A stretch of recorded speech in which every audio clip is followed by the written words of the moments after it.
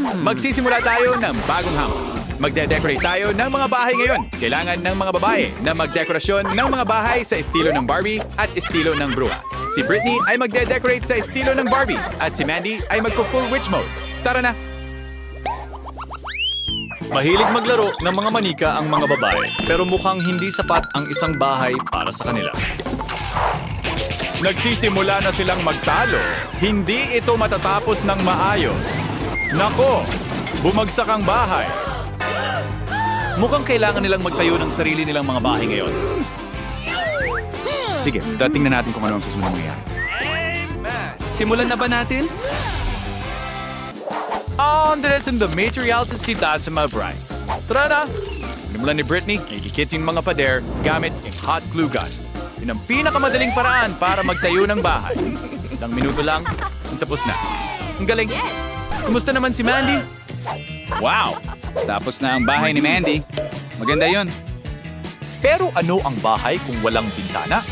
Hindi ito posible. Pero hindi nagpapahuli si Britney. Nagputol din siya ng bintana. Hindi talaga masaya si Mandy tungkol doon. Britney, mag-ingat ka. Babariling ka ni Mandy ng water gun. Medyo nasira na ni Mandy ang makeup ni Britney. Pero mga babae, balik tayo sa mga bahay. Nagpasya si Britney na pinturahan ang kanyang bahay gamit ang makeup. Wow! Ang daming shades ng pink. Alin kaya ang pipiliin niya? Sige, napagdesisyonan na. Simulan na natin ang pagpipinta ng bahay. Mukhang tatagal ito. At habang abala si Britney, tingnan natin kung ano ang pinili ni Mandy. Nagpasya siyang gumamit ng mas mabisang paraan. Pinipinturahan ni Mandy ang kanyang bahay gamit ang roller at berdeng pintura. Magandang ideya iyan. Ang bahay ay magiging kasing berde ng mismong si Mandy na mangkukulam. Parehong bahay ay tapos ng pinturahan. Ang galing. Ano ang susunod? Sinimulan ni Britney ang pagpipinta muna, pero natapos pa rin ang mga babae ng sabay. Britney, kailangan mong mag-isip kung paano palamutian ang bubong. Ang pink na karpet ay talagang estilo ni Barbie. Si Mandy ay may mas kawili-wiling ideya. Ang kanyang bubong ay tatakpan ng birding ivy. Mukhang maganda. Ang mga bint na board ay tsak na koyang sa mga frame. Idagdag ang mga ito upang mas gumanda ang mga bahay. At may isa pang mahalagang detalye na natitira isang karatula sa bubong. Pinili ni Britney ang isang pink na sapatos habang pumili si Mandy ng sombrero ng bruha. Perpekto yon. Simulan na natin ang pagdekorasyon ng sahig. Ano kaya ang gagawin ni Mandy para sa kanyang bahay? Tingnan natin. Oh, pumili siya ng astig na birding carpet. At saan na mo pa nahanap ang napakagandang birding upuan? Mukhang nagpasya si Mandy na lumikha ng totoong sala para sa kanyang bruha. Wow! May totoong puno pa siya sa loob ng kwarto. Hindi mo talaga alam kung ano ang makikita mo sa bahay ng isang maliit na mangkukulam. Mananatiling walang laman ba ang mesa? Siyempre hindi. Alam na ni Mandy kung ano ang dapat ilagay sa mesa ng sala. Isang sombrero ng mangkukulam. Perpekto. Tingnan natin kung gusto ng mangkukulam ang kwarto. Tiyak na pinahahalagahan niya ang berdeng mga dingding pero baka kailangan nito ng ilang mga larawan. At ano pa ang mas maganda kaysa sa sarili mong refleksyon? Ha? Nagpasya si Mandy at ang mangkukulam na palamutian ang silid ng mga salamin. Alam mo, Mandy, sa tingin ko, napakagaling ng ginawa mo. And Rientes Kim is laying key river in salon. Tingnan natin kung ano ang naisip ni Britney.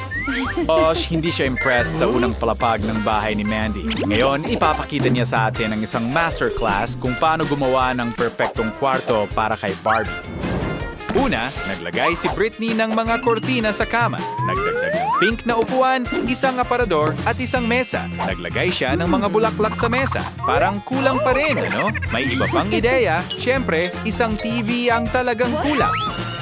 Kailangan ni Barbie ng lugar para manood ng paborito niyang nakakatawang palabas. At yung kwarto ay lumabas na maganda. Paano kung ipakita natin kay Barbie ang kanyang kwarto? Nagtataka ako kung ano ang sasabihin niya. Mukhang gusto niya ito. Dahil tapos na ang unang palapag, oras na para magpatuloy. Marami pang trabaho ang kailangan gawin. Mandy, ano ang naisip mo? Oh, nakikita ko ang kislap sa iyong mga mata. Bakit mo kailangan ng damo? Wow! Naisip ni Mandy na gumawa ng harapan ng bakuran para sa kanyang manika. Yan ay kawili-wili. May lugar pa para kay Britney at alam na niya kung ano ang gagawin niya. Pero balik tayo kay Mandy. Ang kanyang bruha ay nakasakay sa bisikleta. Ang galing! Oo, sige. Ano pa? Ang harapan ng bakuran ng bruha ay magkaroon ng sariling lawak. Magkakaroon pa na nga ng isang bangko at magandang parol. At ano ang lawa kung walang mga pato? Maglalangoy sila ng kaakit-akit. Siguradong magugustuhan ng mangkukulam ang pagkakaroon ng ganitong kaya-ayang lugar para magbasa ng libro sa maaraw na araw. Ang galing nito. Kumusta naman ito sa ngayon? Munting magkukulam? Ngayon, iniisip ko kung ano ang naisip ni Britney. Talagang naglaan siya ng oras at may dala siyang mga bag. Mukhang magkakaroon ng pool parties ang kanyang Barbie dahil nag-set up na si Britney ng pool. At naniniwala akong naisip na niya kung saan manggagaling ang tubig. Napuno na ang pool. Ang natitira na lang ay maglagay ng ilang lounge chair, magdagdag ng kaunting libangan at buksan ng musika. Hindi ko pa nakikita ang sino man na pumunta sa pool party na nakasuot ng damit. Kailangan magpalit ni Barbie ng swimsuit ngayon. Yan, perfecta. Mas mabuti na ito. Kaya simulan na natin ang party. Pero, nasaan ang mga kaibigan? Inimbitahan sila sa party. Oh, ayan na sila. At tuloy ang party. Narito si Ken at ang matalik na kaibigan ni Barbie, si Courtney Ren. Ang galing! Handa na si Ken para sa pool party? Magmadali papunta kay Barbie. Pero hindi naisip ni Courtney ang dress code. Kailangan niya ng mabilis na pagpapalit ng damit. Ngayon ay mas mabuti na. Panahon na para pumunta sa pool? Yes! Ngayon sa'yo, SARS na isang cut-to-crayon. Ang puwede nang magsimula ang party. Gumawa ang mga babae ng magagandang harapan ng bahay. Si Britney ay naghanda pa ng mga cocktail para sa party. Ngayon, mas masaya na. Mukhang nag-e-enjoy kayo. Pero hindi masaya si Mandy tungkol dito. Panahon na para palamutian ang inyong ikalawang palapag. Kaya ano ang naisip mo ngayon? Alam na ni Britney ang gagawin niya. Gumagawa siya ng kusina. Siyempre, kailangan ng bawat babae ang sariling kusina para magluto ng iba't ibang masasarap na pagkain.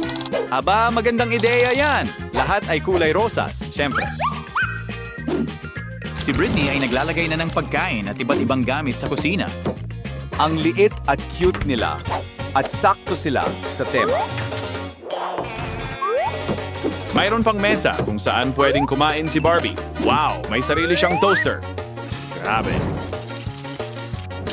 Inalagaan ni Britney si Barbie at ginawan siya ng toast para sa almusal. Ang ganda ng mga toast na yon. Ang kulang na lang ay ang jam. Oh, wow! Naririnig mo ba yon? Oras na siyang almusal. Barbie, pumunta ka sa kusina. Isang masarap na almusal ang naghihintay sa'yo doon. Wow, tingnan mo yan. Mayroon pa siyang maliit na kutsilyo. Mukhang ang sarap niyan. Saan kaya ako makakatikim ng pagkain ng manika? Hindi ako tatanggi. Adaligan na Barbie. Tangalain mo ang iyong almusal.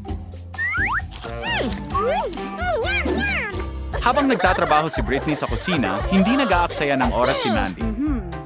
Gumawa rin siya ng kusina, pero sa estilo ng mangkukulam. Paano kung tingnan natin ito ng mas malapitan? Gustong gusto ito ng bruha. Gumawa pa siya ng sarili niyang witch smoothie. Mukhang masarap. Sana hindi niya ito napagkamalang potion at naging palaka. At ngayon, oras na para gawin ang huling palapag. Paano kaya tayo sorpresahin ng mga babae sa pagkakataong ito? Alamin natin, nagpasya ang mga babae na magsimula sa malalambot na karpet. Inisip ni Mandy na magiging perpekto ang ikatlong palapag para sa sinitulugan ng mangkukulam. Eto sa buyer Britney, laying kanyang Barbie ng lugar para matulog. At syempre, dapat itong kulay rosas at maganda. Handa na si Mandy na gumanti. Naglalagay siya ng aparador. Isang aparador. At isang salamin. Wow! Tingnan mo kung gaano karaming libro ang meron ng bruha. Pati na rin ang lahat ng uri ng mga aksesoryo at kahit isang poster. Maganda. Pero mas malaki pa ang wardrobe ni Barbie. Napakaraming damit at accessories. Sapat para magpalit ng damit bawat oras. May sarili pa siyang runway. Ang galing! At ano ang sasabihin ni Barbie tungkol diyan? Sige na, ay pakita mo sa amin ang isang fashion show. Wow, ang daming damit. Barbie, ang ganda mo. Paano gaganti sina Mandy at ang bruha? Never siya bride na practice natin na sadyang nagkahawang sayaw. Tara, tumayo ka at sumayaw kasama. Wow! Tingnan mo ang mga magagarang galaw na yon. Halika na Britney, sumayaw ka kasama namin. Tapos na ang mga babae at nagsimula ng maglaro. Pero hindi masyadong masaya para kay Britney ang maglaro mag-isa. Nagpasya siyang bisitahin si Mandy at may dala siyang munting regalo. Alam ni Britney kung paano palambutin ang puso ng isang bruha. Tingnan natin kung ano ang sasabihin ni Mandy. At perpekto ito. Ngayon, ang bruha at si Barbie ay matalik na magkaibigan katulad ni na Mandy at Britney. Ang galing!